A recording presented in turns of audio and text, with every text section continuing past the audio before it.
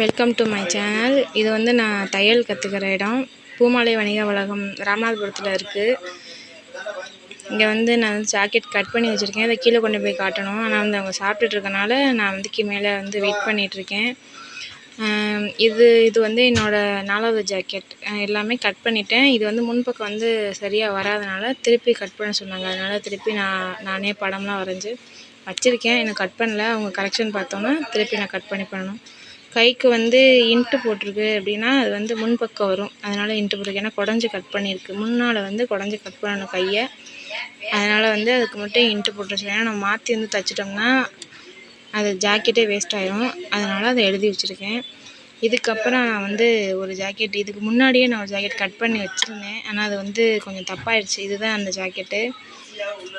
ரைட்டாக தான் கட் பண்ணியிருக்கேன். ஆனால் வந்து மாற்றி போட்டு திருப்பி எப்படி போட்டேன்னு அது எனக்கே தெரில. ஆனால் ஏதோ ஒன்று தப்பு. பட்டிக்கு துணியே இல்லை. அதான் என்ன பண்ணுறதுன்னு தெரில. வச்சுருக்கேன். பார்ப்போம். தேங்க்யூ.